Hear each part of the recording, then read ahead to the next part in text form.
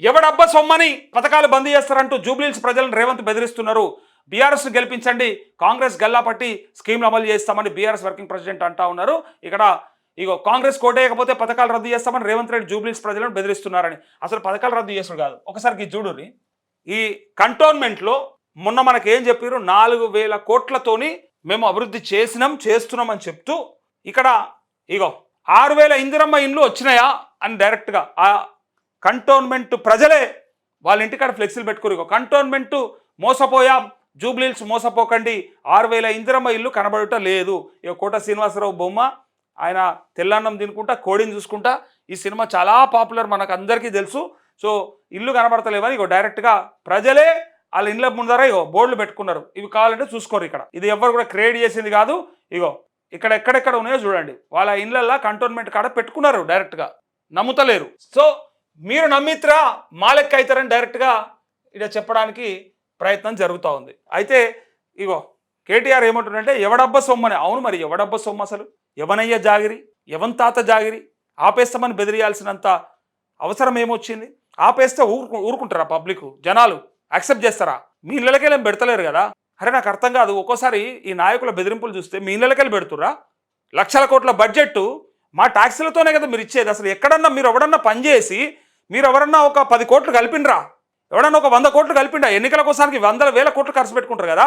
ఏ party అన్న ప్రభుత్వంలోకి పైసలు ఇచ్చిందా, కలిపిందా? మా పార్టీకి ఇంత ఫండ్ ఉంది, ఇళ్ళకెళ్ళి ఒక 1000 కోట్లు తీసి ప్రభుత్వానికి ఇస్తున్నామని చెప్పిండా ఒక్కడన్నా? చెప్పడు.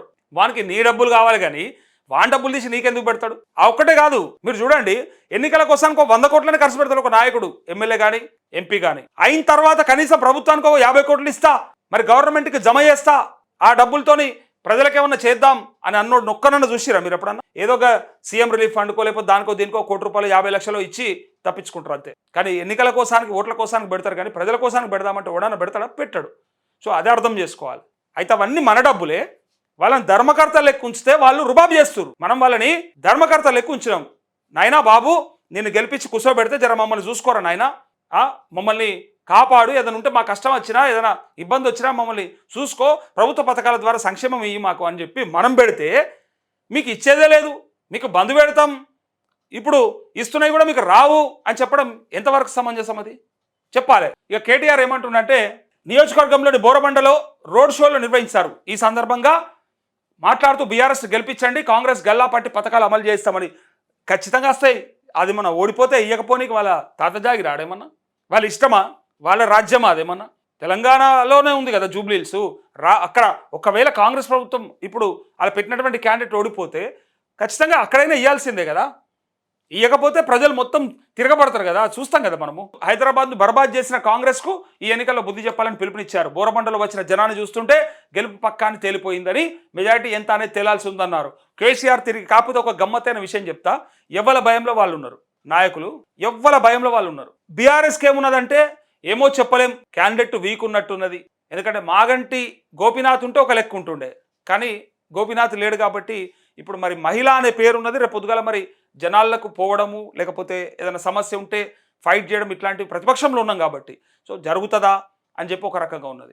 వీళ్ళకేమున్నదంటే అధికారంలో ఉన్నాం అంటే వాళ్ళకి ఇంకా బీఆర్ఎస్ వాళ్ళకి ఇంకోటి కూడా ఉంది. గత 10 ఏళ్లలో చేసినటువంటి పనులు ఏవైతే ఉన్నాయో అవి మరి రీచ్ అయినాయా లేదా, కొంత మిస్ ఉన్నదా, ఎక్కడన్నా మిస్ అయినామా, ఏమన్నా కొన్ని ల్యాబ్స్ ఉన్నాయా, మరి మాగంటి గోపీనాథ్ మీద కొన్ని ఆరోపణలు ఉండే అవేమన్నా ఇంపాక్ట్ చూపిస్తాయా, ప్లస్ ఆ నియోజకవర్గంలో మరి జరగనటువంటి అభివృద్ధి అంటే ఇప్పటిదాకా చేయనటువంటి పనులు ఏవైతే ఉన్నాయో వాటిపైన మరి గతంలో మీరే ఉన్నారుగా, మీరు ఏం చేశారని కూడా అడిగే అవకాశం ఆస్కారం ఉంది. కాబట్టి అక్కడ కొంత వాళ్ళు భయపడుతున్నారు, సిట్టింగ్ స్థానం కాబట్టి.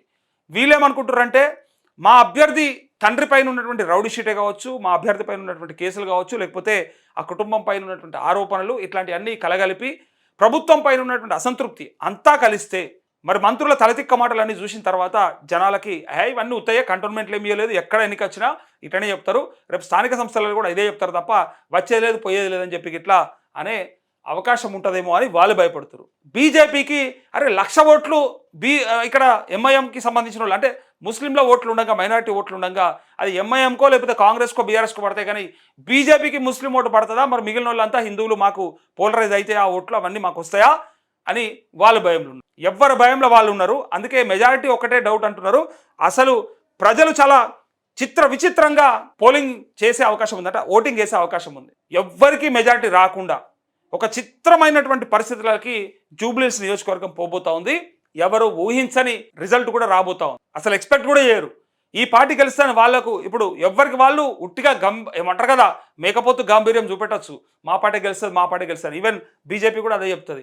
ఈవెన్ ఇండిపెండెంట్లు అడిగితే కూడా చెప్తారు, నిరుద్యోగులు అడిగితే కూడా చెప్తారు పక్కా మేమే గెలుస్తామని. కాకపోతే లోపల అందరికీ ఉన్న భయాలే ఇవి. వాళ్ళు ప్రజలు మాత్రం చాలా విజ్ఞతతో ఉన్నారు. ఎందుకోసం అంటే ఒకటి అర్బన్ ఓటర్ సంఖ్య ఎక్కువ, మిగిలినది కొంత బయట నుంచి జిల్లాల నుంచి వచ్చినటువంటి కొంతమంది ఉన్నారు. సో అక్కడ మిక్స్డ్ ఉంది. మెయిన్గా అదొక్కటే కాకుండా మళ్ళీ మతాలలో కూడా, అంటే హిందూ మతం, ముస్లిం, అయితే ఇక్కడ క్రిస్టియన్స్ కొన్ని ఆ ఓట్లు కూడా ఉన్నాయి. ఇట్లా రకరకాలు ఉండడం వల్ల అసలు ఎవరి ఓట్లు ఎటు పోలరైజ్ అయితే ఎవరిని నమ్మేటట్టు ఉన్నారు అనే దాన్ని కొంత ఆగమైపోతూ ఉన్నారు. ఆలోచన కాదు, ఆగమైపోతూ ఉన్నారు. అరే మరి మా పరిస్థితి ఏంది, మేము వీళ్ళని నమ్ముకుంటున్నాం, వాళ్ళని నమ్ముకుంటున్నాం, వీళ్ళని ఎట్లా, మరి కులపల్ల ఓట్లు పడతాయా, మా మతం ఓట్లు పడతాయా, లేకపోతే మా పార్టీ ఓట్లు పడతాయా, లేకపోతే పేదల ఓట్లు పడతాయా అని ఇట్లా ఎవరి లెక్కలలో వాళ్ళు ఉన్నారు. కానీ ఎవ్వరికి క్లారిటీ లేదు. కాకపోతే సర్వే చెప్పినటువంటి విధానం, నిన్న ఒక ఆయన సర్వే రిజల్ట్స్ చూపించిండు. వాళ్ళు చేసిన శాంపిల్స్ అవన్నీ కూడా చూసి వాళ్ళు చెప్తారు కదా. నేను మొన్న కూడా చెప్పిన, సర్వేలన్నీ కూడా పెయిడ్ సర్వేస్. ఎవడో ఒకటి కరెక్ట్ సర్వే చేస్తాడు కానీ ఆ తర్వాత నుంచి మారిపోతాడు. ఒకసారి కరెక్ట్ చేస్తాడు, మళ్ళీసారి నుంచి మారిపోతాడు. ఈ సర్వేలు ప్రజలని తప్పుదో పట్టేయడానికి ప్రయత్నం చేస్తాయి. కానీ ప్రజలంతా పిచ్చోళ్ళు కాదు, ప్రజలంతా అమాయకులు కాదు. ఈ సర్వేలను చూసి నవ్వుకుంటారు. ఈ పార్టీలు చేసే ఈ ప్రచారాన్ని చూసి కూడా మామూలుగా నవ్వుకోరు. వీళ్ళకు సిగ్గుందా అసలు? నాయకులకి సిగ్గు లేకుండా మేము ఎందుకు వచ్చిర్రా నాయన అంటుంటే కూడా వచ్చి మరి ఓట్లు అడుగుతారని ఇప్పుడు తిట్టుకుంటారు, చూస్తున్నారు. ఈ సర్వేలను కూడా ఎవ్వరు నమ్మరు. ఆ పెయిడ్ సర్వేలా లేకపోతే వాళ్ళు పార్టీలు చేపిస్తున్నాయా అదంతా కూడా క్లారిటీ ఉంటుంది జనాలకి. ఒక్కప్పుడు నమ్మిర్రు, కొత్తలో ఏదైనా కొత్తలో నమ్ముతారు ఎవరినైనా. తర్వాత వాని ఏషాలన్నీ ఏర్పడ్డాక ఆరామస్థాన్ ఏడవండి. అలా ఆరామస్థాన్ సర్వే ఏమైంది? ఒకసారి తప్పితే నెక్స్ట్ టైం నుంచి వాడు నమ్మడు, క్రెడిబిలిటీ పోతుంది. సేమ్ ఎగ్జాక్ట్గా ఇవ్వాలా ఈ సర్వేలు కూడా అంతే. ఇగో సో మెజారిటీ ఎంత అనేది అనుకుంటారు కానీ చాలా డౌట్ ఉంది వాళ్ళకి. అర్ధరాత్రి ఫోన్ చేసినా వస్తాం, కాంగ్రెస్ హామీలు ఇచ్చి 2 ఏళ్ళైంది ఇంకా అమలు కావట్లేదని. అయితే హామీల ముచ్చటకు వస్తే పొన్నం ప్రభాకర్ నిన్న TV9లో అనుకుంటా కూర్చున్నాడు. రజనీకాంత్ అడుగుతుంటే ప్రశ్నలకి తడబడుతున్నాడు. పైగా ఒక మాట ఏమన్నాడు తెలుసా, బంగారం ముచ్చట ఏమైంది అని అడిగాడు. తులం బంగారంది గుర్తుందా మీకు? తులం బంగారంది యాదకుండాలే. రేవంత్ రెడ్డి ఎంత బ్రహ్మాండంగా చెప్పిండంటే, కళ్యాణ లక్ష్మి చెక్కుతో పాటు మీరు పెళ్లి పత్రిక పెట్టుకోండి, పత్రిక చూపిస్తే చాలు కళ్యాణ లక్ష్మి చెక్కుతో పాటు తులం బంగారం ఇచ్చే బాధ్యత కాంగ్రెస్ తీసుకుంటుంది అన్నాడు. మరి కాంగ్రెస్ అంటే ఎవరు, మరి రేవంత్ అంటే ఎవరు? అమ్మ సోనియమ్మ తీసుకుంటుందని చెప్తాడు. ఈయన ఏంటంటే ఈయన ఇచ్చేది ఏది ఎప్పుడు ఎంతసేపు ఇచ్చేది ఉంటే కాంగ్రెస్ పార్టీ తీసుకుంటుంది, సోనియా గాంధీ తీసుకుంటుంది, రాహుల్ అన్న తీసుకుంటాడు, మా మొత్తం కాంగ్రెస్ మంత్రివర్గం తీసుకుంటుంది, మా ప్రభుత్వ మంత్రివర్గం అంతా తీసుకుంటుంది అని ఇట్లా అందరి మీదేస్తాడు. ఏదైనా పోయేది ఉంటే, ఏదైనా ఇచ్చేది ఉంటే. ఎందుకంటే రేపు పొద్దుగాల మళ్ళీ బద్నామా అయ్యేది ఉంటుంది కదా. చాలా తెలివి లేదనుకుంటారు కొంతమంది. తెలివి లేని దద్దమ్మ మాటలు మాట్లాడతాడు, సోయిలేని మాటలు చెప్తాడని. కాదు, చాలా తెలివితోని, చాలా స్ట్రాటజీతోని, చాలా జిమ్మిక్కులతో మాట్లాడతాడు, లాజిక్లతో మాట్లాడతాడు. ఆయన ఆడికి తీసుకొచ్చింది ఆ లాజిక్లు. అయితే ఇంకోటి ఆయన గురించి చెప్పాలంటే ఇంకో ముచ్చట కూడా ఉంది. ఓటుకు నోటు కేసు ఉంది కదా, అది కూడా వాయిదా పడ్డది. ఆ విచారణ కూడా జనవరి 26కో 24కో ఉన్నది, జనవరి 24 అనుకుంటా. ఆ వాయిదా పడ్డటువంటి ఆ కేసు కూడా మరి ఎన్నడూ కొనెళ్తుంది అనేది కొంతమంది నవ్వుకుంటారు. ఎప్పుడు దొరికింది ఓటుకు నోటు కేసులా? 10 ఏళ్ళు అవుతుంది. అంటే పెద్దల మీద కేసులు అయితే గిట్లుంటాయి, పేదల మీద కేసులు అయితే ఈ పాటికి బొక్కలు ఎద్దురు, తీసుకుపోయిన లోపల ఎద్దురు. ఇదంతా మనం చూస్తున్నాం, నడుస్తూ ఉన్నాయి బయట. అయితే ఇగో కాంగ్రెస్ హామీలు ఇచ్చి 2 ఏళ్ళైంది అమలు కావట్లేదని విమర్శించారు. రేవంత్కు కాదు, ఇంకా పొన్నం ప్రభాకర్ ఏమన్నారంటే, మేము ఇచ్చినాడు తులం బంగారం 50,000 ఉండే, మేము ఇచ్చినాడు తులం బంగారం ఖాళీ 50,000 రూపాయలు ఉండే, ఇలా 1,50,000 వచ్చింది, మేము ఎట్లు ఇవ్వాలన్న కాడికి వచ్చింది పరిస్థితి. అంటే ఇయ్యము అని కుండ బద్దలు కొట్టినట్టు ఓపెన్గా చెప్పేసాడు. మేము ఇయ్యము, మాతోని కాదు అని చెప్పిండు. ఇప్పుడు ఇక ప్రజలు తెలుసుకోవాలి, పబ్లిక్ డిసైడ్ చేసుకోవాలి. సో ఇగో పేదల ఇల్లు కూలగొట్టారని, మహిళలను మోసం చేశారని, అట్లే 160 మంది ఆటో డ్రైవర్లు ఆత్మహత్య చేసుకున్నారని ఆరోపించారు. పేదల ఇళ్లపైకి బుల్డోజర్లు రాకూడదంటే సునీతమ్మను గెలిపించాలని పిలుపునిచ్చారు. ప్రతి పేదవాడికి తాము అండగా నిలబడతామని, బుల్డోజర్లకు అడ్డంగా పడుకుంటామని స్పష్టం చేశారు. నేను ఇప్పుడు బీఆర్ఎస్ను కూడా అడుగుతున్నా, మరి ఎందుకు గాజుల రామవరంలో వండుకోలేదు, మరి ఎందుకు పికెట్లో వండుకోలేదు, మూసి పరివాహక ప్రాంతంలో ఇల్లులు కొడితే పోయి పండుకోలేదు? ఉత్తగా మాటలు చెప్పుడా? రైతు రుణమాఫీ కూడా హరీష్ రావు కూడా చెప్పాడు, నేను పోయి రాహుల్ గాంధీ ఇంటికాడ ధర్నా చేస్తా అని చెప్పాడు. ఏనాడు పోయిండో నాకైతే తెలియదు. ప్రతిపక్షంలో ఉన్నోళ్ళు కూడా కొంత సోయితో మాట్లాడాలి. ఎందుకోసానికి మరి పోతలేరు, ఎందుకు చేస్తలేరు? ఇప్పుడు రాని వాటి మీద ఒట్టిగా మాట్లాడి ఇచ్చిపెట్టుడేనా?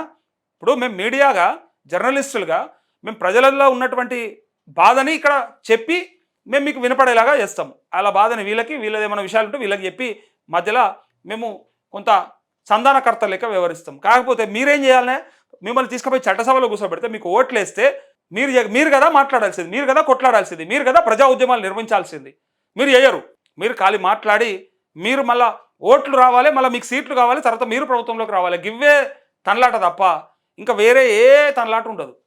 బీజేపీలు కూడా అంతే, ఒక్కనాడు దీక్ష చేసి పత్త లేకుండా పోతారు. ఒకటే రోజు ఉంటుంది, మళ్ళీ కనబడది. మూసి పరివాహక ప్రాంత ప్రజల కోసం చేస్తారు, ఒకటే నాడు ఉంటుంది. బాధితుల కోసానికి రైతు రుణమాఫీ, రైతు సమస్యల మీద చేస్తారు, ఒకటే నాడు ఉంటుంది, మళ్ళీ కనపడరు. ఇంకా నిరుద్యోగుల మీద ఒక దీక్ష ఉంటుంది, అదే ఒకటే రోజు ఉంటుంది. ఇంకా అంటే అన్న రోజు చేయమంటావా, మమ్మల్ని రోజు పండుకోమంటావా? మరి రోజు చేస్తామని చెప్పేసి అన్నసులు మీరే కదా. రోజు కాదు, వాళ్ళ నిద్ర బోనీయమని చెప్తారు, బుల్డోజర్లకు జేసీబీలకు అడ్డంగా పడుకుంటారని చెప్తారు. మరి ఉద్యమం నిర్మించాలి. తెలంగాణ ఉద్యమం ఎట్లా చేసి రోజు చేయలేదా? మరి అట్లనే ప్రజా వ్యతిరేక ప్రభుత్వాన్ని పడగొట్టాలంటే, దిగ్గొట్టాలంటే మీరు రోజు చేయాలి కదా. రోజు ఎందుకు చేయరు మరి? సో బుల్డోజర్ రాకూడదంటే ప్రతి పేదవాడికి తాము అనగా నిలబడతామని, అడ్డంగా పడుకుంటామని స్పష్టం చేశారు. పక్కనే తెలంగాణ భవన్ ఉన్నదని అర్ధరాత్రి ఫోన్ చేసిన అరగంటలో మీ వద్దకు వస్తామని భరోసా ఇచ్చారు. కాంగ్రెస్ వాళ్ళు భయపడితే తాము వచ్చి వాళ్ళ సంగతి తెలుస్తామన్నారు. ఢిల్లీకి పంపేందుకు పైసలు ఉన్నాయి కానీ పేదలకు ఇచ్చేందుకు మాత్రం ఈ ప్రభుత్వం వద్ద పైసలు లేవని మండిపడ్డారు. కంటోన్మెంట్లో రేవంత్ రెడ్డి పచ్చి అబద్ధాలు చెప్పారని ఇప్పటి వరకు ఆ నియోజకవర్గానికి ఒక్క పైసా విడుదల చేయలేదని వెల్లడించారు. అక్కడ చేయని అభివృద్ధి జూబ్లీల్స్ ఎలా చేస్తారని ప్రశ్నించారు. నోటిఫికేషన్ లేవు, లూటిఫికేషన్లు చేస్తున్నారని విమర్శించారంటూ ఏమీ లేవు, పైసలే లేవు, పనులు ఆడికలైతే పైసలే లేవు.